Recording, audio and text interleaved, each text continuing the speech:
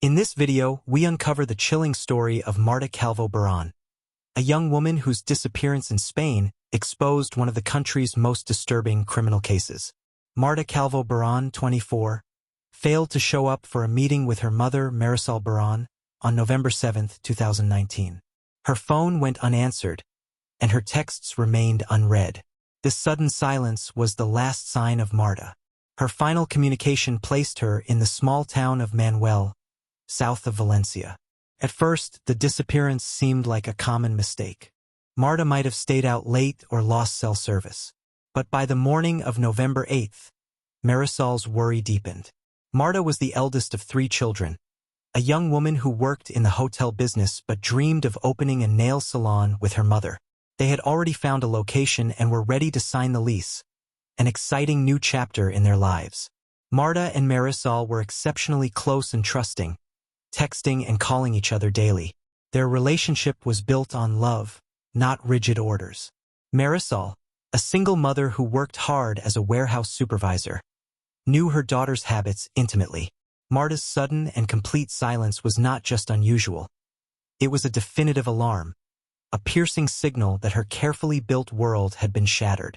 Before we continue in this tragic story, welcome to Crime Uncovered, where every case has a story, and the truth is often stranger and darker than fiction. If you haven't subscribed yet, make sure to hit that button to stay updated on the latest true crime cases we uncover. And to our returning subscribers, thank you for your continued support. Don't forget to like this video so it reaches more people who care about the truth behind the headlines. So back to the case. Marta's final known activity was traveling to Manuel. She used dating apps from time to time and had connected with a man named Jorge Ignacio Palma. She felt safe going to see him, but she did not tell her mother his name. She took a train from Valencia and then a cab. Just before arriving, Marta, always careful, sent her mom a message with her live location. It was a safety habit born from their closeness, and it would prove to be the single most crucial piece of evidence. The location pin confirmed she was at the rental home Palma had secured to avoid attention. That morning, Marisol did not receive her usual good morning text. As the hours passed, her messages remained unread. By the afternoon, calls to Marta's phone stopped connecting. The dread turned into panic. Marta was meticulously careful. She would never disappear without explanation, especially not for a whole day. The absence was beginning to look like a much bigger, much more sinister problem. Marisol knew she couldn't wait any longer when 24 hours had passed with no contact. With only the geolocation as a clue, Marisol Barran drove straight to the house in Manuel. When she knocked, Jorge Ignacio Palma answered the door. He seemed clean and calm, but his eyes constantly shifted, avoiding direct contact. Marisol, frantic, asked him directly if he had seen her daughter, stating that Marta had sent her the address. Palma immediately denied everything, acting as if he didn't know who Marta was and claiming no one had visited him. He was polite but clearly nervous, anxious to end the confrontation. He repeated his practiced denial, claiming he had been alone all night. The contrast between his composed denial and Marisol's visible agony only deepened her suspicion. As a mother with no legal authority, Marisol was forced to leave. Yet, she knew, deep in her gut, that this man was involved. She contacted Marta's friends and then went straight to the Valencia police station. She expected a quick, serious reaction. The officer on duty asked a few standard questions, and upon hearing Marta had been missing for a little more than a day, he shook his head. He dismissed the urgency, citing the protocol that women over the age of 18 were free to leave voluntarily. Stating Marta was an adult, he insisted she had the right to disappear voluntarily if she wished. Unless there were immediate signs of danger, they considered it unimportant. Marisol desperately explained Marta's habits, her constant communication, her trust, and the unnatural silence, arguing this was a clear sign of danger, not freedom of choice. The officer was uninterested in the details, convinced there was no sign of a crime. He refused to check the house or start a full-scale case. Marisol fought to file a report, but the document was thin, omitting critical information like her confrontation with Palma and the key geolocation evidence. No site visit, no follow-up, and no calls were made. Marisol left the station shocked by the system's failure. She knew that waiting only gave the perpetrator an advantage, so she acted on her own, continuously pressing different departments for an official response. Bureaucracy held firm. The case wasn't deemed important until solid proof of foul play emerged. This inaction gave Jorge Ignacio Palma the time he desperately needed to hide his tracks and plan his next move. The delay in starting a full-scale reaction would later become one of the most heavily criticized failures of the entire investigation. The eventual failure of the local police to act was later seen as a potentially fatal mischance. After intense public and family pressure, the case was finally handed over to the Guardia Civil, Spain's main police force. The investigation began immediately at the house in Manuel. Palma was already known to international authorities. He was a Colombian citizen living illegally in Spain with a criminal history that included small-scale drug trafficking and large cocaine shipments. Arrested several times in Spain and Italy, he had always managed to avoid deportation. Palma presented as decent, yet operated in the shadows.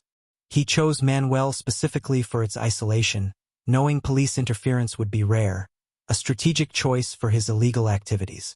When the Guardia Civil agents arrived at the house, it raised immediate red flags. All windows were tightly shut, the curtains drawn, giving the property a sealed-off, abandoned look. When police asked Palma to let them in, he refused, claiming his rights were being violated. After securing a search warrant, agents entered and were immediately confronted with signs of a cover-up. The air was thick with the overwhelming, acrid smell of powerful cleaning products, likely industrial-strength bleach, signaling a desperate attempt to erase evidence. In the kitchen and bathroom, decorative pieces had been removed, and the areas showed signs of an incredibly thorough, hasty cleaning attempt, which forensic experts immediately recognized as a cleanup effort. Inside, they found women's clothing, which they suspected belonged to Marta. More tellingly, the trash can outside contained paper towels with strange, reddish spots.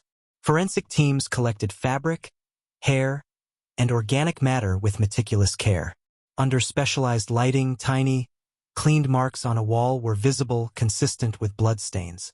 Every piece of evidence was meticulously catalogued and sent for DNA analysis, confirming Palma's initial denials were brazen lies. The most damning confirmation came from the cell tower data.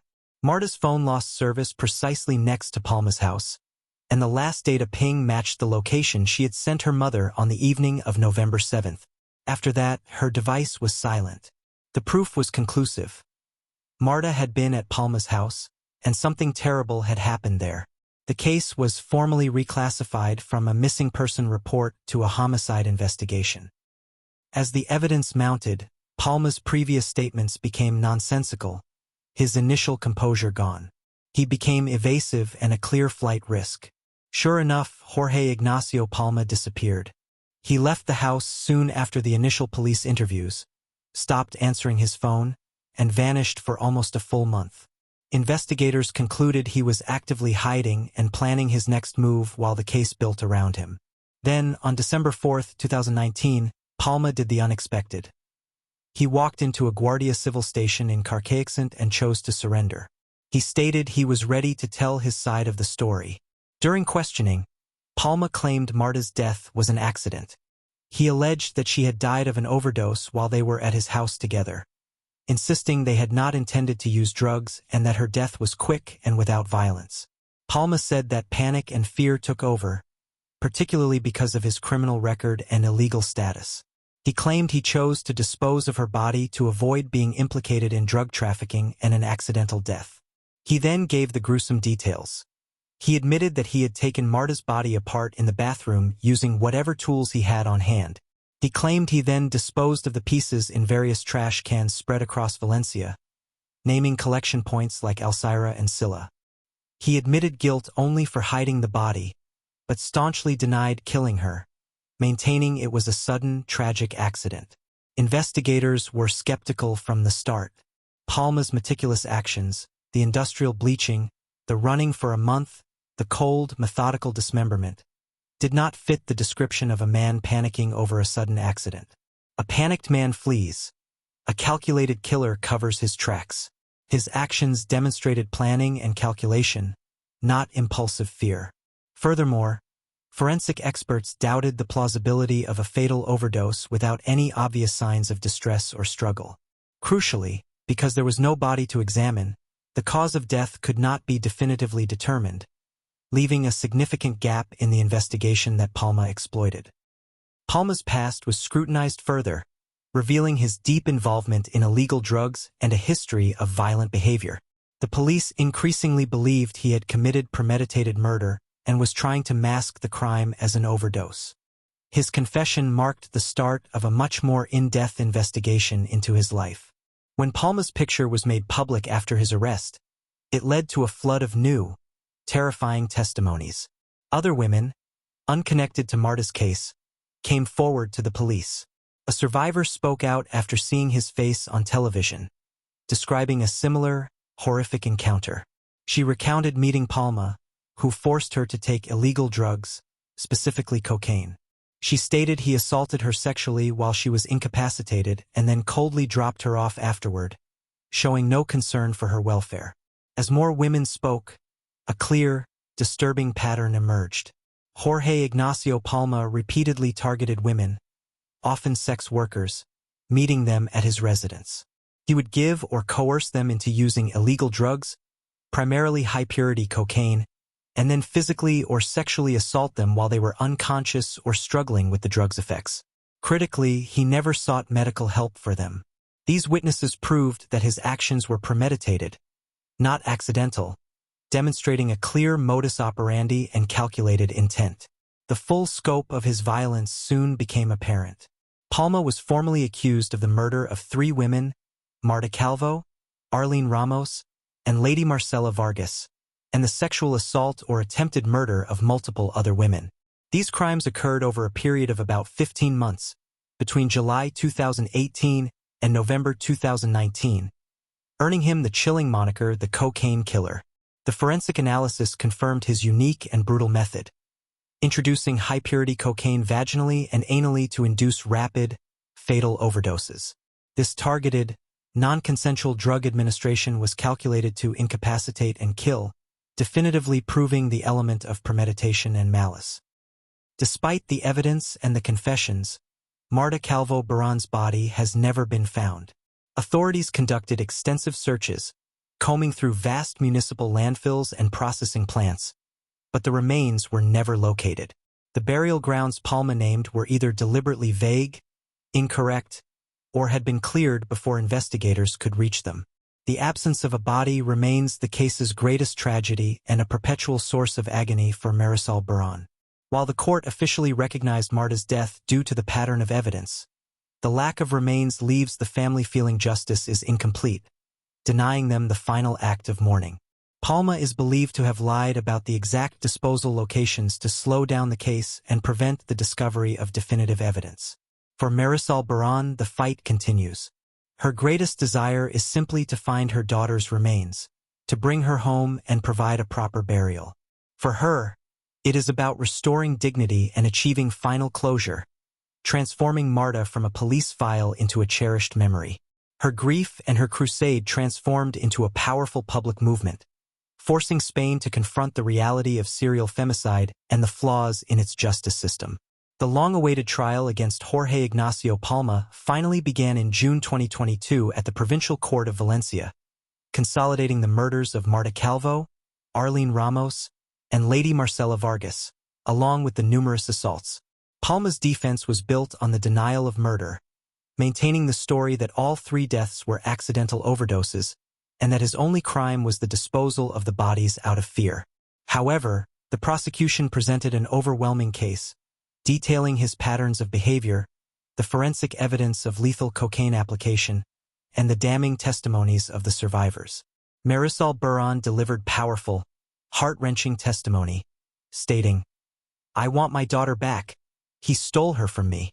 The evidence conclusively dismantled Palma's claims, painting him as a calculated serial predator driven by misogyny and sadism. In July 2022, The jury delivered its verdict. Guilty. Jorge Ignacio Palma was convicted of the murder of Marta Calvo, Arlene Ramos, and Lady Marcela Vargas, and of the sexual assaults. The verdict recognized the crimes involved an aggravating factor of macho domination, acknowledging the predatory nature of his violence.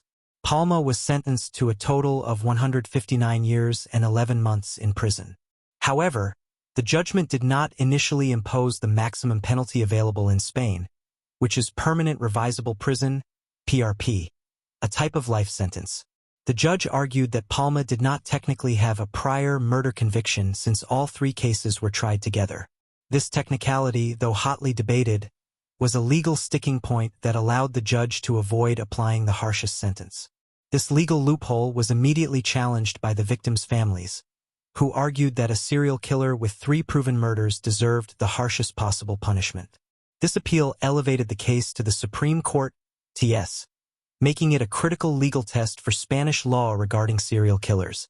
The question was whether a single judgment could establish the precedent for the PRP sentence. In September 2024, the Supreme Court delivered its definitive ruling. It overturned the lower court's decision and decisively imposed the permanent revisable prison sentence on Jorge Ignacio Palma. The court established a crucial, firm precedent. The maximum penalty can be applied against a serial killer for the final crime if he has been convicted of 2 previous murders within the same judgment, recognizing the totality of his serial offending. This landmark decision was a major victory for Marisol Baran and the families, ensuring that Palma will face the maximum judicial consequence for his calculated crimes. The ruling affirmed that his repeated, calculated actions warranted the absolute harshest punishment available. Despite the successful conviction and the imposition of the harshest sentence, the physical absence of Marta Calvo remains. Palma's failure to reveal the true location of her remains is a final act of cruelty. Marisol Baran has expressed the painful truth that it won't be because of him that her daughter is found. Yet, her persistence keeps the search alive, ensuring that even in her absence, Marta Calvo Baran's legacy will be one of strength, legal reform, and an enduring fight for justice for all victims of femicide in Spain. Thank you for watching. Every victim deserves their story told. If you found this story shocking and heartbreaking, subscribe to Crime Uncovered and help keep their memory alive. What do you think about this case? Leave your thoughts in the comments. Until next time, keep questioning everything.